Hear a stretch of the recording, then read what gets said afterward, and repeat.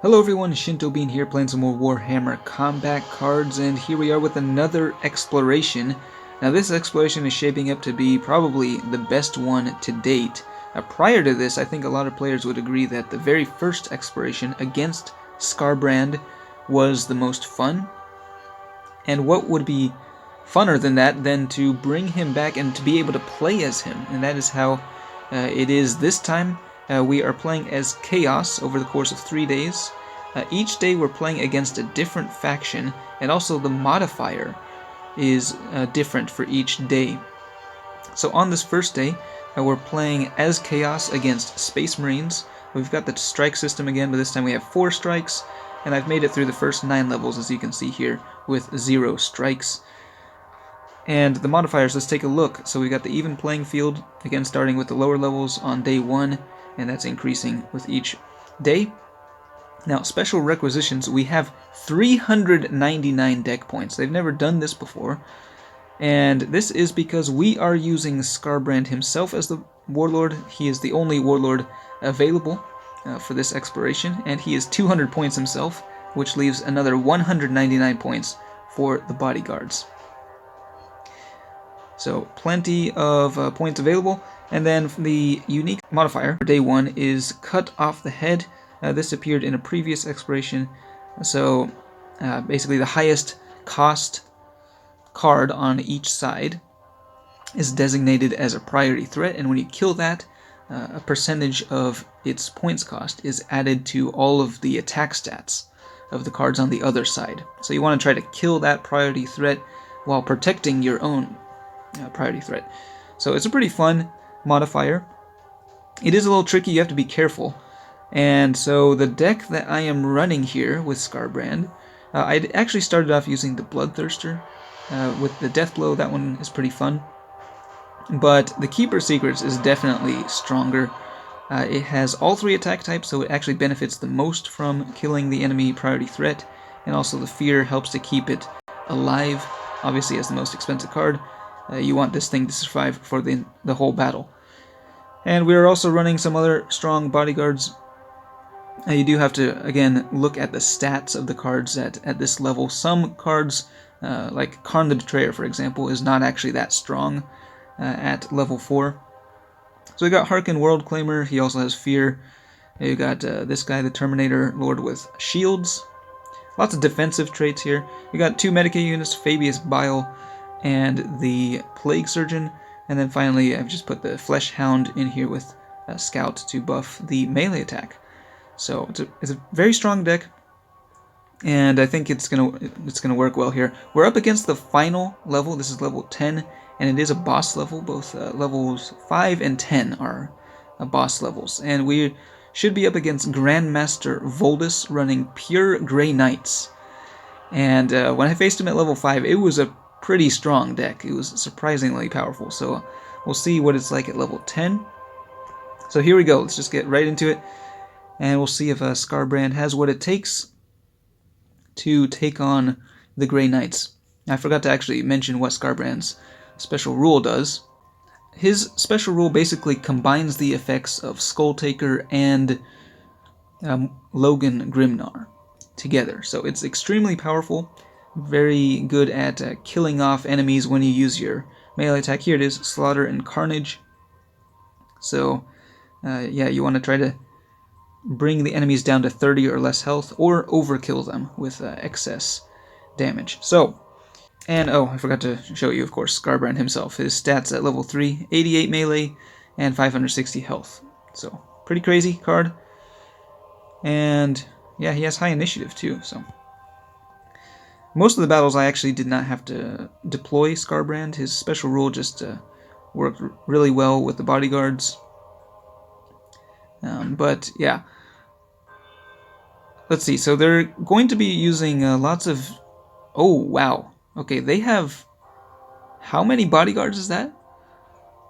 11 more cards in the deck. So yeah, that's a total of 12 cards we're up against. That's actually a first, too. Okay, we do have the initiative. I'm going to put down the Flesh Hound. And we have to be careful here, because I don't know where the highest cost card is actually going to deploy. It's not going to be the Apothecary.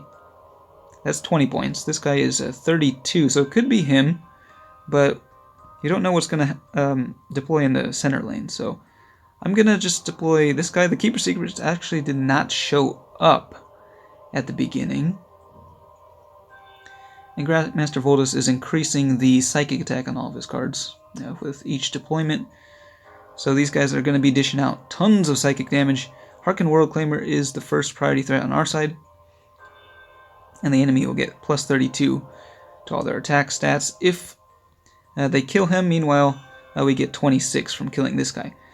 And we're not going to be able to kill him. But we're going to start off with a melee attack here. And weaken the Paladin.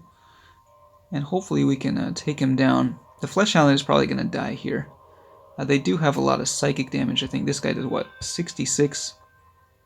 So, yeah.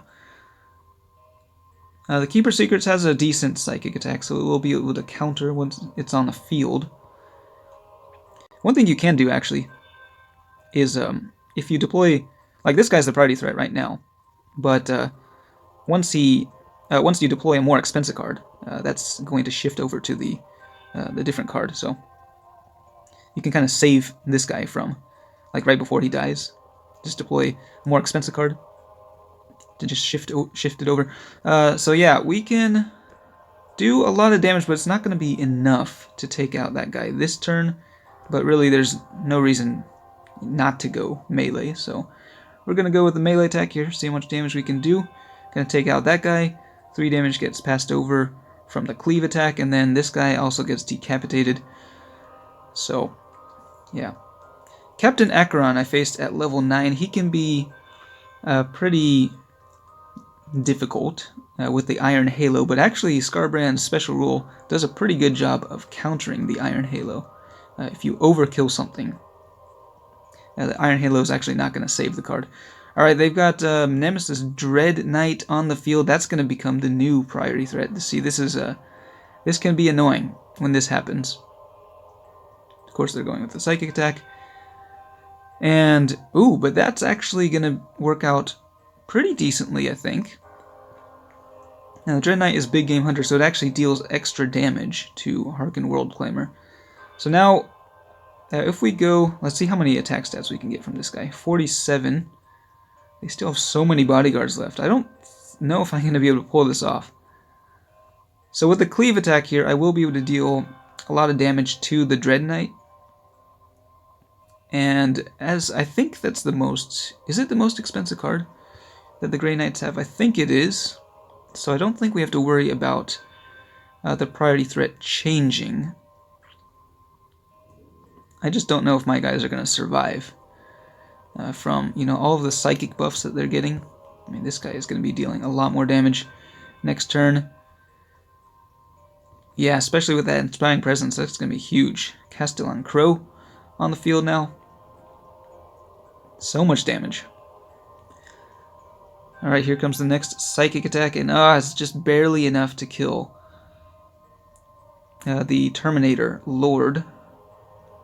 Harken Worldclaimer, he survives. Alright, so we're going to move the...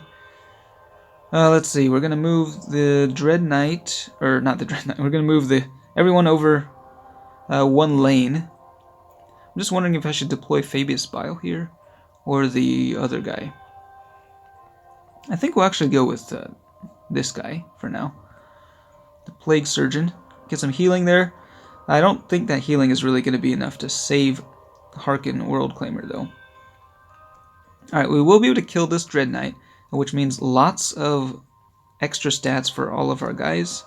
Unfortunately, it's not really going to be all that... I mean, it's going to go really well for the Keeper's Secrets. That's plus 47 stats there. But, oh, actually, wow.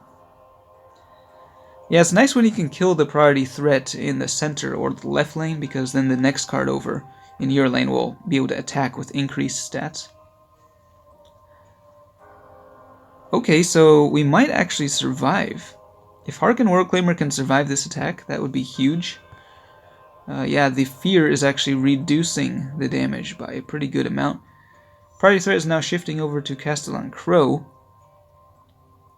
Alright, so looking pretty decent, and the Keeper Seekers is now able to counter for 100 to psychic damage. We have 1 Medicae remaining. Oh, this is perfect. Okay, so we're gonna kill off their prior. Well, I'm not sure if we're actually gonna pull this off. I think so, actually. The cleave went over. What? Wait a minute. The cleave attack is supposed to go to the left side, isn't it? That's how it's been in the past. That was unexpected. And kind of unfortunate. I'm pretty sure they're gonna deploy some dreadnoughts here, so I guess we'll just keep Fabius Bile over on the left side, keep the guys in their respective lanes. Got some more healing here, but with these big guys coming to the field, I don't know. I was really hoping to get the to kill the priority threat last turn, but it's not going to be possible now. And it's now, it's going to shift over to one of the dreadnoughts. I think it's actually the Venerable Dreadnought that becomes the priority threat. I didn't realize that was more points than the Dread Knight. Okay, but actually we can still kill it because the Keeper Seekers is just that ridiculous. Alright, so we're going to go for the melee attack. Castellan Crow is going to get decapitated. Keeper Seekers is going to wipe out that guy. And then Old Harkin Worldclaimer. Somehow he has been hanging on this whole time. He's going to get the attack stats from this plus 50 from killing that thing. And this is going to be a pretty crazy turn. So there goes the decapitation. And here goes the next hit. I think a lot of that cleave damage is going to go over as well. Just 34 actually, that was not too much. And then the Dread Knight gets decapitated as well. This went like clockwork, perfect. It was a crazy deck that we just faced. So many Dreadnoughts. There's another Venerable Dreadnought. But at this point, there's really nothing that they can do. Keeper Seekers, look at all those. All attack stats over 100. Even Fabius Bile, looking very strong. An Old Harkin Worldclaimer, man. Voldus at 2 health after getting hit from the Psychic counterattack. This is very satisfying. So we could go for a ranged attack with 639 damage, Psychic attack with 312, or a melee attack with 424. We'll go with the ranged attack just to change things up here. So that is level 10 cleared. Thanks to the Keeper Seekers. I don't know if I would have been able to do that with anything other than the Keeper Seekers, honestly. The fear is just so good at keeping it alive, combined with the Medicae. And, I don't know, Harkin Worldclaimer, he was really lucky that game to survive. He was down into the single digits of health, but somehow he just survived until the end of the game. So that is day 1 cleared. Let's see if we can get anything good from this pack here. 3 pages. It's just a regular pack of cards containing Space Marines and Chaos. The rewards from day 1 were not particularly amazing, but from days 2 and 3 we do get some pretty decent cards. We can take a look here. On day 2 we're up against Servants of the Emperor. And the modifier is going to be the Aura of Rage, increasing melee attack every turn. That should be quite fun. And then on day 3 we're going to be playing against the Eldari, and the modifier is Warp Sickness, so less health on all units. And of course, that will be at max level. Now, the day 3 rewards look really nice. You get this guy, who was previously a card that you had to pay for with actual money. So he's one of the rewards. Also get 2 copies of the Incarn, and 10 copies of the Bloodthirster if you make it to the very final level. So, the mission rewards also I forgot to mention. We got the Skull Cannon of Khorne, which is yet another Berserker for Chaos, with both ranged and melee. Looks like a pretty decent card for 20 points. So that is the exploration. I am really enjoying this. Playing as Skarbrand is a whole lot of fun, and we are playing him for the full 3 days, but I don't think many people will be complaining because he is just way OP. Again, we didn't even have to deploy him that game. but I'm looking forward to days 2 and 3 as well. Let me know what you think of this exploration in the comments, and if you have any questions, feel free to ask. But that's it for this one. Thanks for watching, and I will see you next time.